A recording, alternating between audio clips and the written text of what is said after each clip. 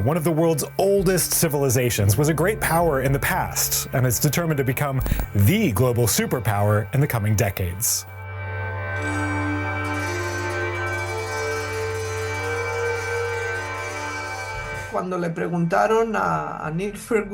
When British historian Neil Ferguson was asked if he believes that China will be the superpower of the 21st century, he said, "Of course it will, because China was the superpower in every century, except the 19th.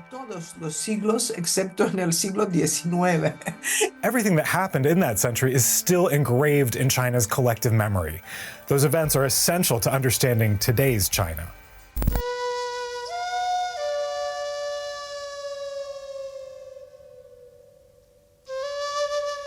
For thousands of years, up until the end of the 18th century, the emperors of all Chinese dynasties considered their domains the center of the world.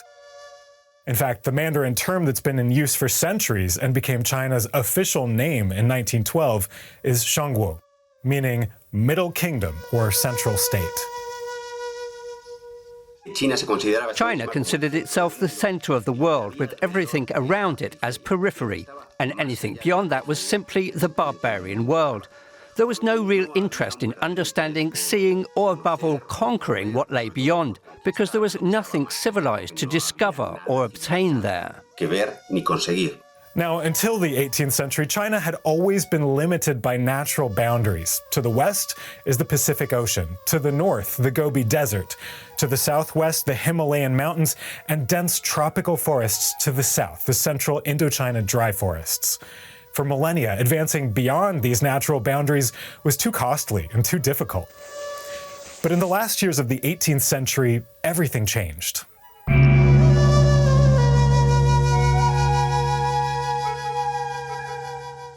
In 1793, the court of Qianlong, emperor of the Qing dynasty, received a group of white foreigners. They were led by George Macartney, the first British ambassador to China. He was traveling at the behest of the British East India Company to get the Chinese Empire to ease restrictions on trade with the West and to open several ports to further British commercial interests. After overcoming China's reluctance and gaining permission to dock in Canton, modern-day Guangzhou, Macartney arrived before Emperor Qianlong, merely bowing to him instead of performing the kowtow, kneeling and placing his forehead on the floor as required by protocol. Nevertheless, the meeting was cordial, leaving the British ambassador convinced that his requests would be granted. But Macartney was wrong. This paragraph of the edict sent to King George III made things very clear. If your ships land, your merchants will never be allowed to disembark or settle. They will be expelled immediately. In that case, your merchants will have made a long journey for nothing. Do not claim that you were not warned. Obey the instructions with due respect and without neglect.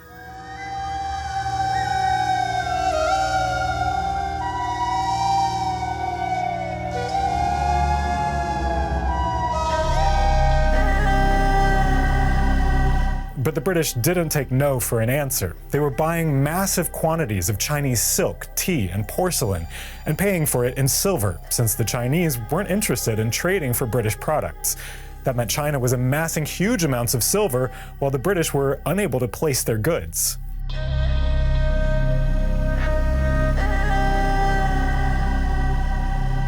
But then they found the perfect product to solve the trade deficit: opium. China's upper classes imported opium from India, consuming it in private because it was forbidden in China. But the British managed to smuggle it into China and flood the market. As more people got addicted, demand went up.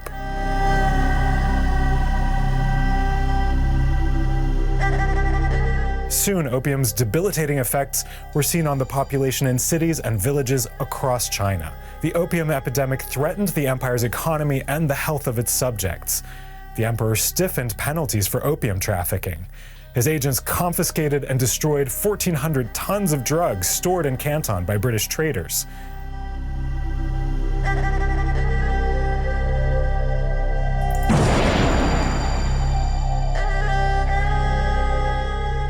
In response, British warships attacked Qianlong's troops, who were unable to defend the port city.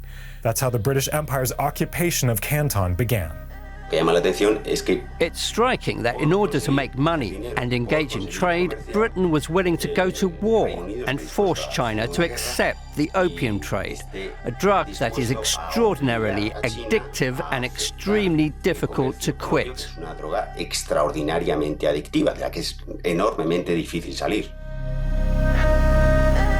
To end the First Opium War, the British made China sign the Treaty of Nanjing in 1842 aboard the British warship HMS Cornwallis.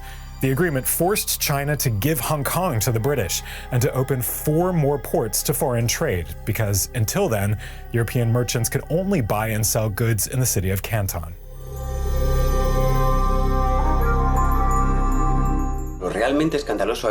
What is truly scandalous here is that in order to achieve a positive balance of payments for Britain, London forced China through war to accept the opium trade. It's as if a drug cartel today were to force a state to legalize drug trafficking, with the cartel being the main supplier of the drugs. As if that weren't scandalous enough, opium served for Britain largely as a battering ram to break down the limitations and restrictions on trade that had been imposed by the Chinese Empire. China's defeat in the First Opium War shocked the nation. The country that considered itself the center of the world and the most civilized society on the planet had been humiliated by barbarians from far away.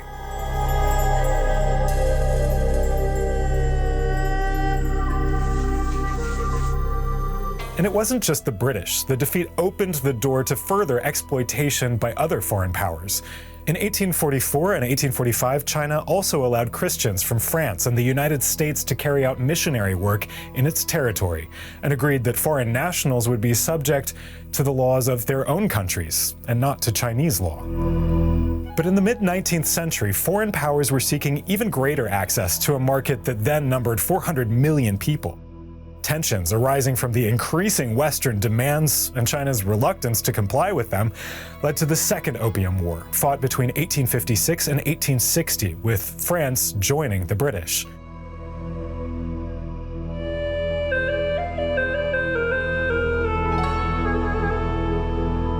British soldiers even captured Beijing, or Peking as they called it, and burned the Summer Palace, the emperor's official residence. After that, a new peace treaty forced China to legalize opium, in addition to opening 10 new Chinese ports to foreign trade. It also obligated the country to pay war reparations.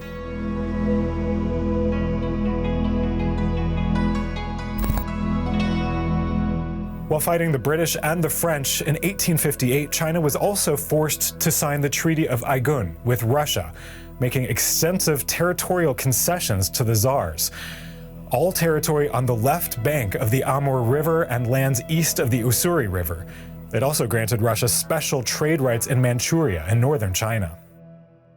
During this century, the European powers competed to acquire territories and markets all over the world. And they also had technological and military superiority over the rest of the world's cultures. This coincided with a time when the Chinese Empire was suffering from major internal problems. With a population of 400 million, the Chinese Empire was finding it increasingly difficult to find farmland to feed its own people.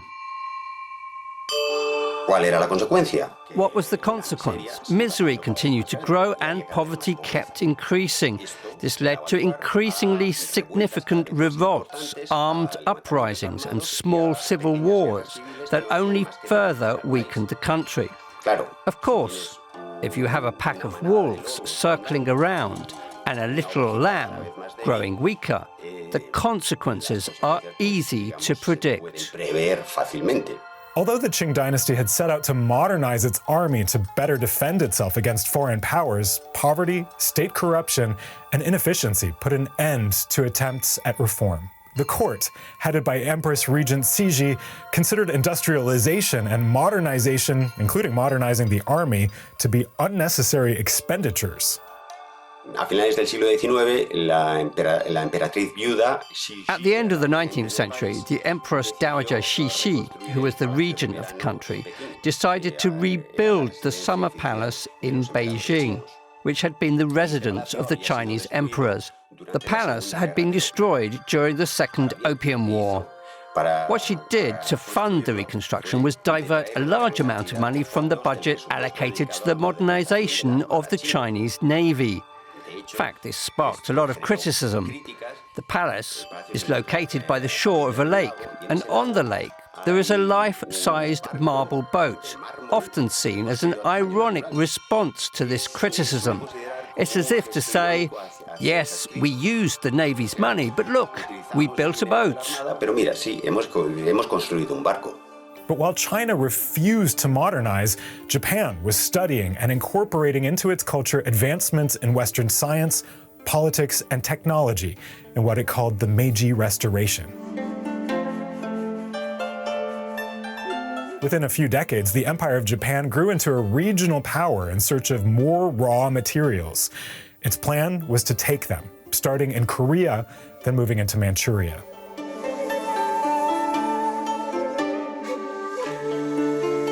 In August of 1894, Japan declared war on China. After 6 months of successive defeats against the Japanese army, Beijing petitioned for peace and paid a high price for it.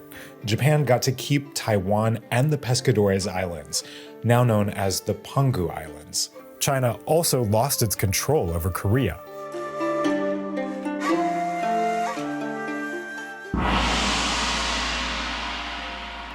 For China, losing Korea as a vassal state was yet another wound inflicted by a country it considered inferior. That defeat added to the other humiliations at the hands of foreign powers, resulting in protests and revolts in China against everything related to foreignness and modernity. Most notably, the Boxer Rebellion. The Boxers were a secret society characterized by their practice of martial arts, their religiosity, and their xenophobia.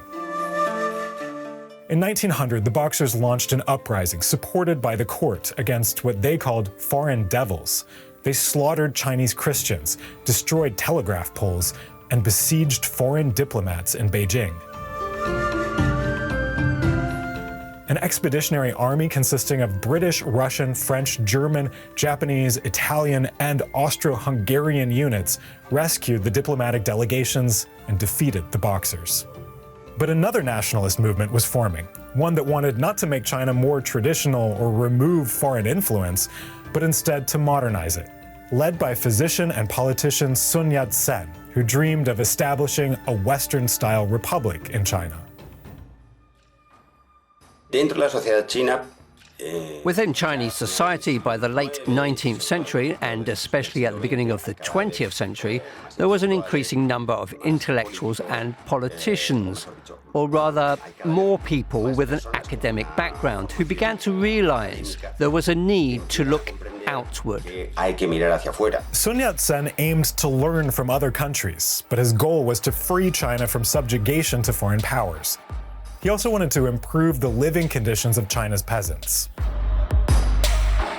In 1911, his uprising quickly spread through China, leading to the fall of the Qing dynasty and thousands of years of Chinese imperial rule. In the new Republic of China, Sun Yat-sen's Chinese Nationalist Party, or Kuomintang, was set to play a key role. As the party's founder, Sun Yat-sen was appointed as the first president of the republic, but he ceded power to a figure of the old regime, the powerful General Yuan Shikai, commander of the Northern Army. Yuan Shikai forced the abdication of Puyi, the last Chinese emperor. At the time, in 1912, Emperor Puyi was only 6 years old. Although China then became a constitutional republic with a parliament, in practice, it was a dictatorship ruled by Yuan Shikai. In 1915, he even tried in vain to restore the empire, with himself on the throne. After he died the next year, China entered a period ruled by various warlords. The military commanders of the provinces started to act as autonomous states. Tibet and Mongolia, conquered 2 centuries earlier, took advantage of this chaos to become independent. All of this fed into the discontent that had taken root in Chinese society since the mid-19th century.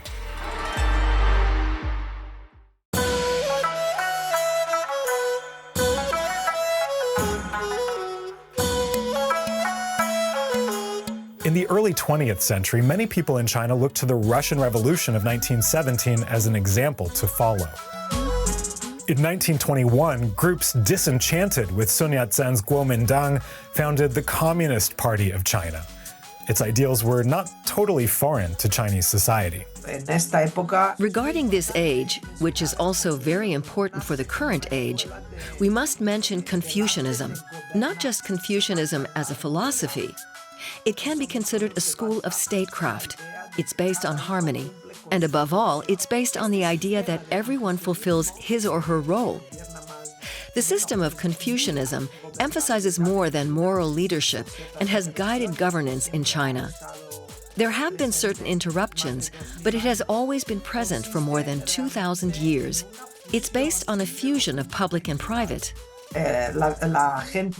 The people, the subjects of the emperor, do not really have a private life, but they have a public function, and this public function is to obey their superior. Contrary to most Western philosophies, it holds that social harmony is above all else, and that, in fact, the individual achieves fulfillment through their social function. What's interesting is that all this aligns quite well with communism and Marxism, which both emphasize society over the individual, where the individual is subordinated. Parts of Chinese society saw communism almost as a way out of the chaos generated by the warlord period of the early 20th century. At the beginning, following Moscow's recommendation, the Chinese Communist Party maintained an alliance with the Kuomintang, even though it was a bourgeois party, to form a united front against foreign powers.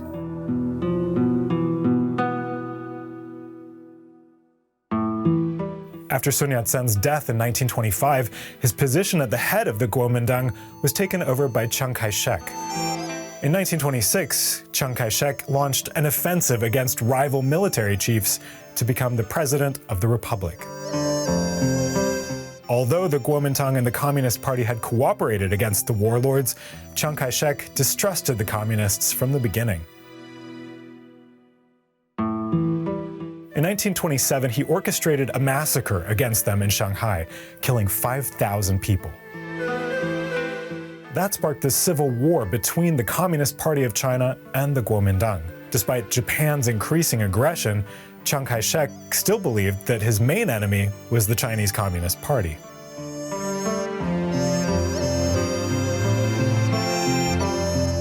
At that time, a young man named Mao Zedong was beginning to take leadership of the Communist Party, which still only had a presence in rural areas.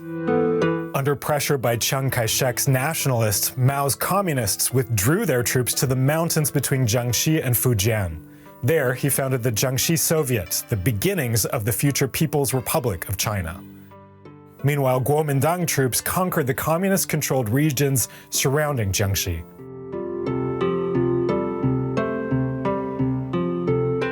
Aware of the danger, in 1934, Mao ordered what would later be known as the Long March. 86,000 communists began a year-long retreat over 12,000 kilometers to reach the remote northern province of Shanxi. Of those 86,000, fewer than 10,000 survived. In 1931, the Japanese Empire returned to China. It occupied Manchuria and established there the puppet state of Manchukuo, installing Puyi, the last emperor of China, as its figurehead monarch. Emboldened by the lack of international reaction, Japan also occupied the neighboring province of Hebei in 1933. Japan's aim was to turn all of China into a Japanese vassal state. Even so, the Chinese communists and nationalists didn't stop fighting each other until 1936, when they finally became aware of the threat posed by Japan. By then, it was too late. Tokyo declared war on China and set out to conquer the whole country. In a few months, despite heavy casualties, Japan captured a large part of eastern China, including Beijing and Shanghai.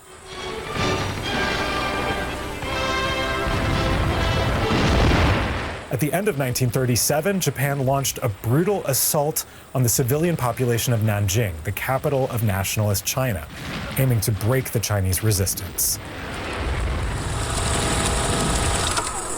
It's estimated they killed around 300,000 people in the Nanjing massacre. Some accounts say it was 500,000.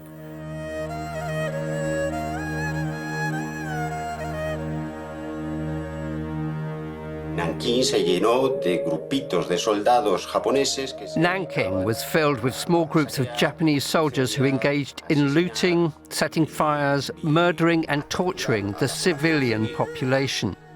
They killed them with gunshots, bayonets and rifle butts, simply because perhaps they didn't remove their hats when they saw a soldier.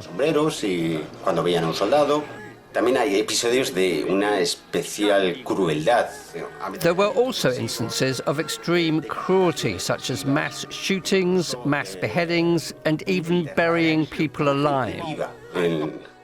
They often left their heads exposed, using them as targets for Japanese soldiers' gunfire, for bayonet stabs, or even tanks running over them. Survivors described watching in terror as the Japanese soldiers shot their fathers, threw their baby siblings to the ground, gang raped and mutilated their mothers and sisters. On the morning of December 13th, 1937, a squad of Japanese soldiers, about 30 men, came to the door of our house and knocked. As soon as he opened the door, they shot the landlord. My father, upon seeing him, knelt before the Japanese soldiers and begged them not to kill the other people. But they also used their guns to kill him.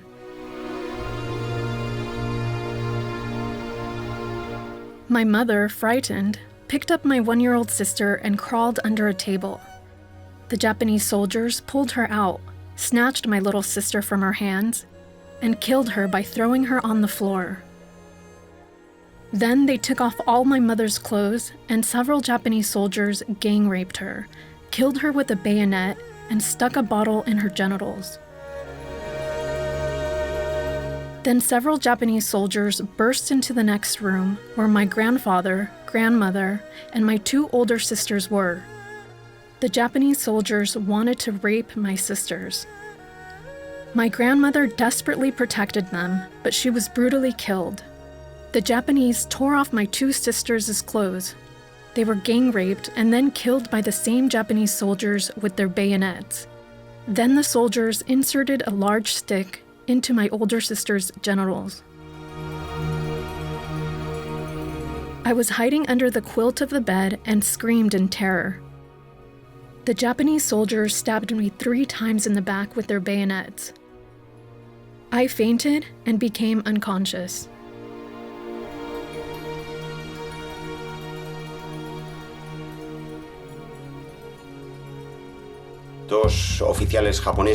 Two Japanese officers bet on who could kill more enemies with their katana. This contest was advertised in the Japanese press. Initially, it was about seeing who of the 2 could be the first to decapitate 100 people. But when they couldn't determine who reached 100 first, they decided to continue the contest and bet on who could decapitate the most people. After the war, evidence of that contest reached the International Military Tribunal for the Far East that was established by the Allies. Those 2 Japanese officers were extradited to China and sentenced to death by the Nanjing War Crimes Tribunal.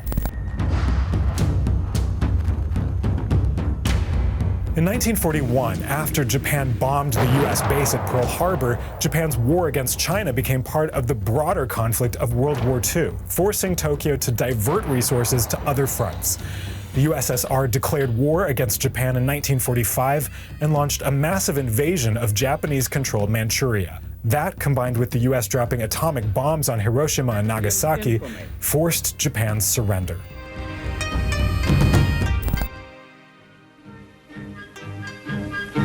Mao Zedong is head of the Communist Party, which dominates North China provinces with a population of some 90 million. In China, the Communist Party emerged from the war much stronger than the Kuomintang. It had created an army, and by advocating for land reform, had won the support of the peasants. At the same time, the Kuomintang was increasingly facing rejection for corruption and for its association with large landowners. The communists also received huge stockpiles of Japanese weapons from the Soviets, who had captured them in Manchuria. In 1948, the communists launched a general offensive, and in just a few months, conquered almost the entire country. On October 1st, 1949, Mao Zedong proclaimed the founding of the People's Republic of China in Tiananmen Square. The remnants of the Kuomintang army, under pressure from the communists, fled to Taiwan, where they established a rival government with US support. As soon as the People's Republic of China was proclaimed, Mao launched a purge against all those accused of collaborating with the Kuomintang. According to Chinese Communist Party records, more than 700,000 people were executed and nearly 1.3 million imprisoned in just the first 3 years of communist rule. At the same time, in 1950, the People's Republic of China sent troops to Tibet. After a brief armed conflict with Tibetan forces, China annexed Tibet. Maoism soon became one of the most radical interpretations of communism. Maoism advocated permanent revolution, including abroad, by continuously attacking capitalism in other states. After World War II, the Soviet Union quickly began to orientate itself towards a more or less manageable coexistence with the capitalist bloc, because the alternative to such coexistence would have been nuclear war, which would have destroyed everyone. When Khrushchev condemned Stalinist crimes, Mao criticized him, considering it revisionism and a betrayal of communism. But the betrayal that most disturbed Mao Zedong came from within China's own population. In 1956, in an unexpected speech, he called for public debates on the country's economic and political problems to figure out how to solve them. The people took the action known as the 100 Flowers campaign as a sincere invitation for them to express their criticisms at universities, in the press, and at party meetings. Millions participated in what some experts now see as a trap that was designed from the beginning to identify opponents. Others believe it was a miscalculation. Todo autócrata, ¿no? Todo poder personalizado. Every autocrat has very little contact with reality and with the people they govern. De que gobierna. Therefore, I believe that when Mao Zedong started the 100 Flower campaign, which allowed for more open speech, he did not expect the increasing volume of criticism. When he realized that there was very much criticism of his government and of himself, his reaction was that of a tyrant, to get rid of the critics.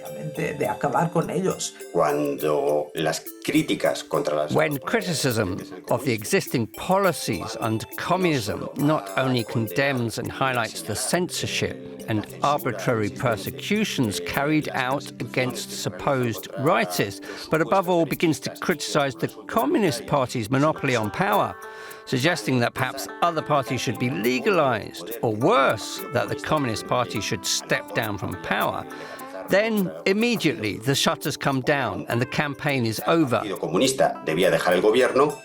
They begin persecuting all those who are undermining the essential and fundamental principle of communist China, that the party holds the power. Over the next few years, more than 500,000 people were imprisoned in China because of criticism they'd expressed during the 100 Flowers campaign. That great disappointment was followed by another in 1958 with the Great Leap Forward Plan, an ambitious economic program in the style of the USSR's 5-year plans designed to surpass the United Kingdom in 15 years. The Great Leap Forward ordered the forced collectivization of land. A campaign was launched to kill all sparrows to prevent them from eating grains. And the Chinese people were also encouraged to make their own steel by installing hundreds of thousands of small blast furnaces in the backyards of their homes. The result was devastating. Local party officials who had no knowledge of agriculture ordered the farmers to plant unsuitable crops. And without the sparrows to eat insects, there were locust infestations. China was forced to bring back the bird population by importing hundreds of thousands of them from the Soviet Union.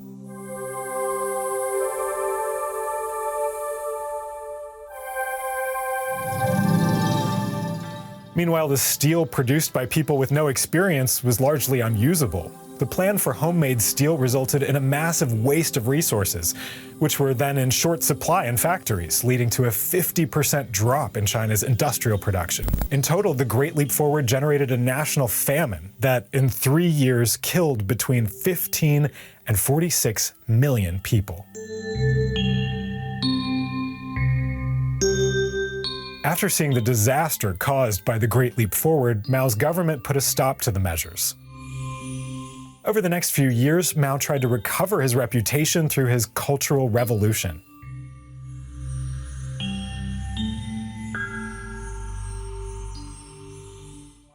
Mao and the group around him realized they were losing power and decided to launch a counter-offensive. And how did they do it? Well, they did it by starting a campaign in 1966. First, in a session of the Politburo where the Maoists, let's say, took the lead in denouncing the excessive influence of capitalism in the country.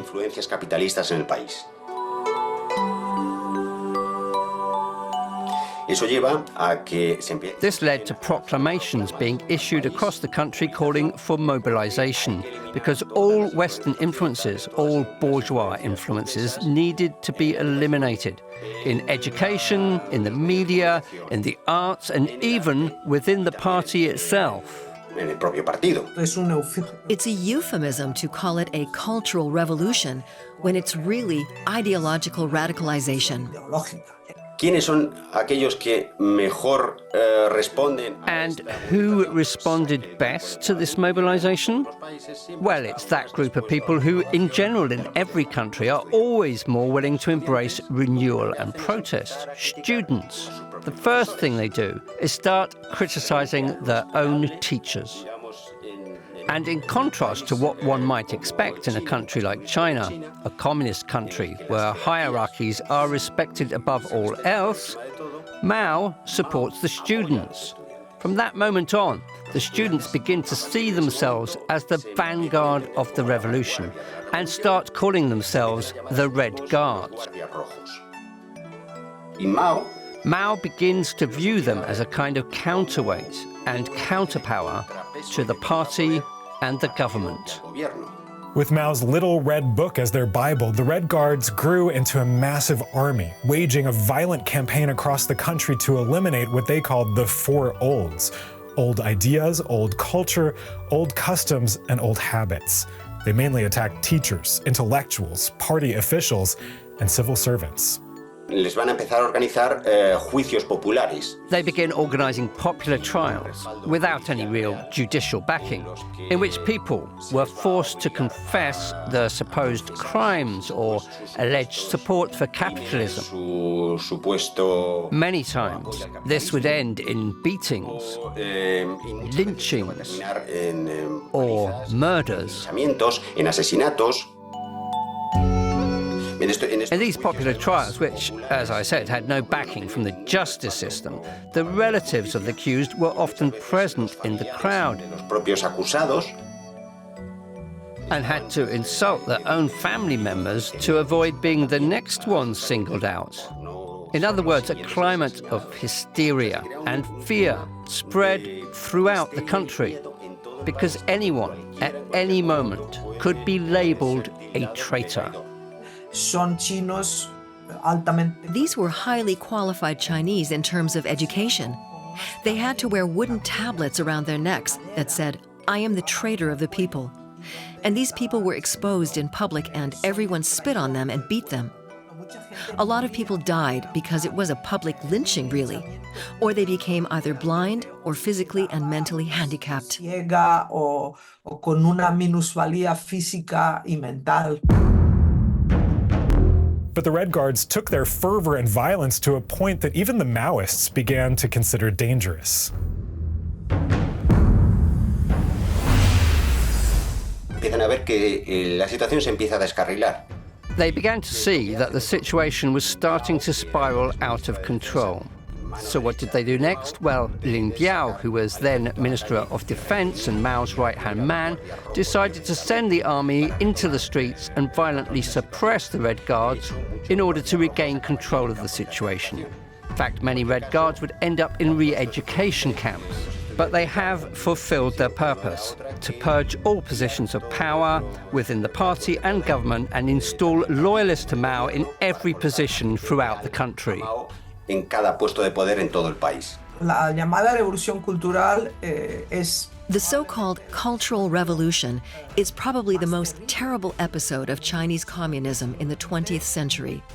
Very comparable to Stalin's purges, the harshest ones occurring between 1934 and 1938. y 1938, las purgas Altogether, the Cultural Revolution was 10 years long. En caso de la revolución cultural, son 10 años.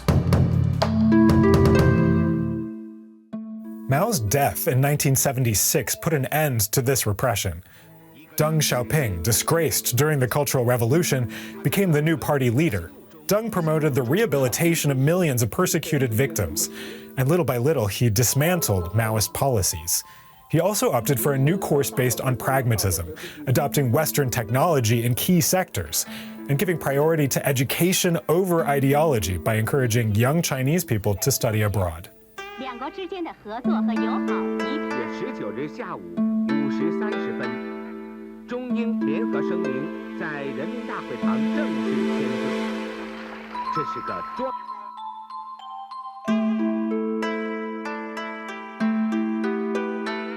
Deng Xiaoping's pragmatism focused only on economics. He allowed peasants to grow crops and sell their products, which increased productivity. He also pushed for the industrialization of the country, not through the traditional communist emphasis on heavy industry, but by creating products for export. At the same time, he sought foreign investors for China. But economic changes did not mean political openness. Censorship and repression remained instruments for maintaining order.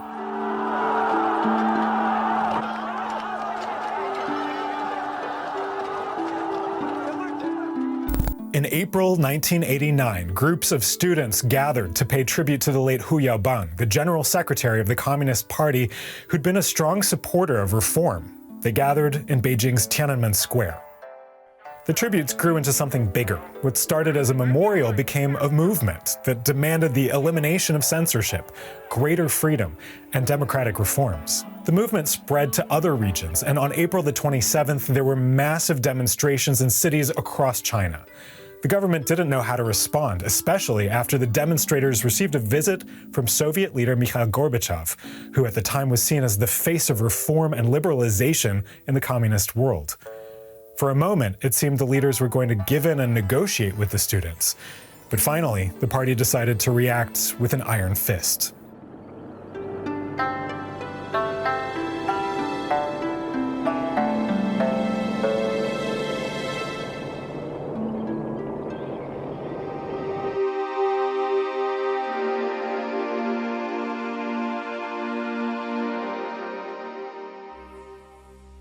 El Partido Comunista Chino empieza a temer y mucho.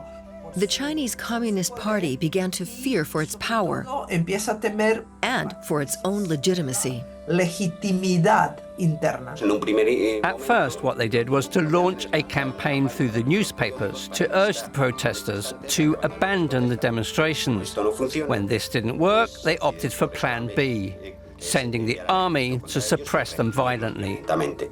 On May the 20th, the government declared martial law and mobilized the army. On June 2nd, Deng Xiaoping and other senior leaders ordered the army to clear Tiananmen. Official party reports say 241 people were killed.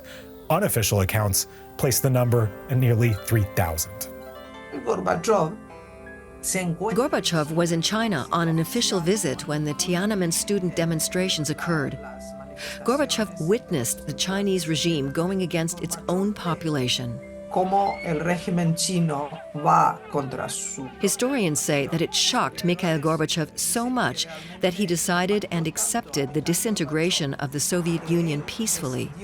Y aceptó la desintegración de la Unión Soviética pacífica. The Tiananmen incident influenced Gorbachev not to use military force to preserve the Soviet Union. En no usar la fuerza militar para conservar. It should be emphasized that the Tiananmen demonstrations took place in June 1989, before the fall of the Berlin Wall, which occurred in November 1989. De 1989. Is the fall of the Soviet Union to some extent due to the Tiananmen protests? This perspective shows historical events in one country, no matter how isolated it is or wants to be, can have consequences that reach far beyond its borders.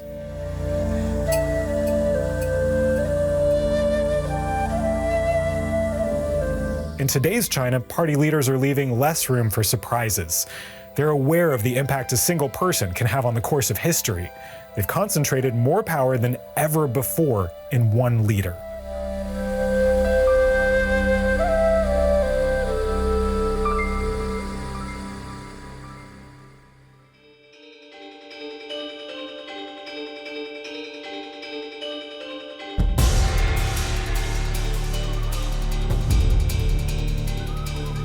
Xi Jinping está volviendo a un... Xi Jinping is returning to a Mao Zedong-style communist totalitarianism, although he may seem different. But he is all in one, the president of the government, party chairman, and chairman of the military committee, which is where the real power is. Está el poder real. That power has been China's focus in recent decades. The goal is to stand up to other major military powers, especially in the Asia-Pacific region. China will not denounce its main geopolitical objective, which is to drive the United States out of the region. More than 80% of all of China's trade goes through the Malacca Strait, and it's controlled by the United States and its allies.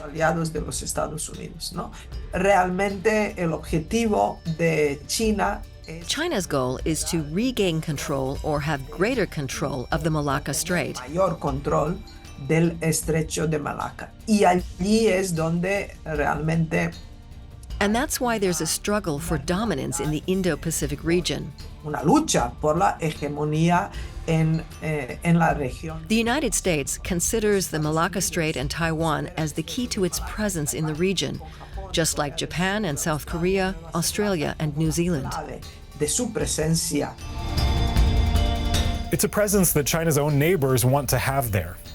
En Europa del Este, los In Eastern Europe, countries are asking to join NATO for fear of Russia, and in the Pacific world, countries are asking for alliances with the U.S. for fear of China and its imperialist policies. Está en Indo-Pacífico.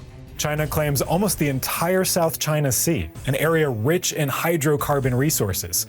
Its claims stretch almost to the coasts of Vietnam, the Philippines, Malaysia, and Brunei. That line ignores the 200 nautical mile exclusive economic zone granted to each country under the 1982 United Nations Convention on the Law of the Sea. In 2016, a ruling by the Permanent Court of Arbitration in The Hague upheld that convention, saying that China has no legal or historical grounds for claiming these waters. But Beijing declared the ruling null and void. The same attitude is repeated in the East China Sea, also rich in hydrocarbon and fishing resources, where China and Japan dispute the Diaoyu Islands, as China calls them, or the Senkaku Islands, as they're called in Japan. The United States occupied the islands between 1945 and 1972, when they were placed under Japanese administration as part of the U.S.-Japan Security Treaty. The treaty means an attack by China on the islands could trigger U.S. intervention.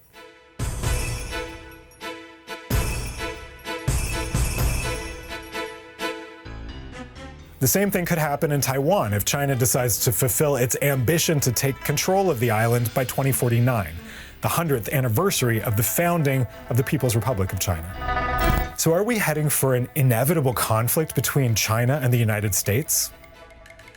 Sí, existe una supuesta maldición china que no es china. There is supposed to be a Chinese curse, but it's not actually Chinese. But as the Italians say, if it's not true, it's well invented. It goes like this: may you live in interesting times. Of course, the Chinese people lived through very interesting times during the 19th and 20th century. Let's hope that in the 21st century, both the Chinese and the rest of the world live in much more boring times. In China, they say that every crisis is an opportunity. An interesting time, however cursed it is, it's also an opportunity. An opportunity for whom exactly? Who all will be the winners and who will be the losers?